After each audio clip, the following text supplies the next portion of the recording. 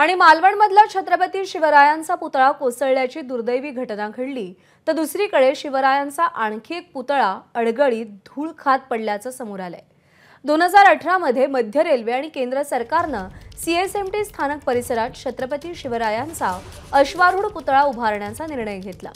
त्यानंतर जे school of आर्ट्सच्या शिल्पकारांनी महाराजांचा पूर्णकृती अश्वारूढ पुतळा बनवला। मात्र मध्य रेल्वेच्या एका नियमात बदल झाला आणि गेल्या 5 वर्षांपासून हा पुतळा अडगळीत धूळ खात पडलाय। कुठे हा पुतळा आणि तो कसा अडगळीत पडून राहिलाय याचा आढावा घेतलाय अक्षय भाटकर यांनी। एकीकडे नवख्या शिल्पकाराला छत्रपतींचा पुतळा बनवण्याचं काम दिलं जातं आणि अखेर तो पुतळा एका वर्षाच्या आत कोसळतो, त्यामुळे महाराष्ट्राची अस्मिता देखील धुळीस मिळते। तर दुसरीकडे छत्रपती शिवाजी महाराजांचा अश्वारूढ पुतळा जो जे स्कूल ऑफ आर्ट्सच्या शिल्पकारांनी बनवलेला आहे, असा पुतळा गेली 5 ते 6 वर्ष धूळ खात अडगळीत अडचणीत पडलेला आहे। हे वास्तव महाराष्ट्रातलं आहे। मी ज्या ठिकाणी उभा आहे त्या ठिकाणी तुम्हाला अतिशय अस्वच्छ असा परिसर दिसेल आणि त्याच परिसरामध्ये उभा आहे छत्रपती शिवाजी महाराजांचा पूर्णाकृती पुतळा। आपण जर बघितलं तर हा 18 फुटांचा छत्रपती शिवाजी महाराज यांचा पुतळा गेली 5 ते 6 वर्ष याच अडगळीमध्ये पडलेला आहे।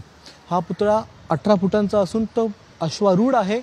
जे स्कूल ऑफ आर्ट्सच्या शिल्पकारांनी तज्ञांशी सल्लामसलत करून बनवलेला असा आहे। खुद्द बाबासाहेब पुरंदरे यांनीच या पुतळ्यासाठी सल्लामसलत केली होती आणि वेगवेगळे बदल सुचवले होते। त्यानंतर तयार झालेला हा पुतळा आहे। पण या पुतळ्याला भवितव्य नाहीये, कारण रेल्वेच्या एका नियमामुळे गेली अनेक वर्ष हा पुतळा इथेच पडून आहे।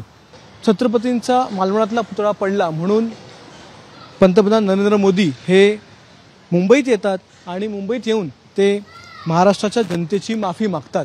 पण दुसरीकडे ज्या ठिकाणी तज्ञांनी बनवलेला एक पुतळा हा गेली अनेक वर्ष हा उभारला जाण्याची वाट बघतोय, मग त्यासाठी माफी कोण मागणार? रेल्वे मागणार की केंद्र सरकार मागणार? निदान तिसऱ्या टर्ममध्ये निवडून आलेल्या नरेंद्र मोदी यांनी तरी छत्रपती शिवाजी महाराजांची अस्मिता जपण्यासाठी रेल्वेचा एक नियम एका वेळेस बदलण्यास काय हरकत आहे, हा प्रश्न इथे निर्माण होतो। कॅमेरामन विनयसह अक्षय भाटकर, एबीपी माझा, मुंबई।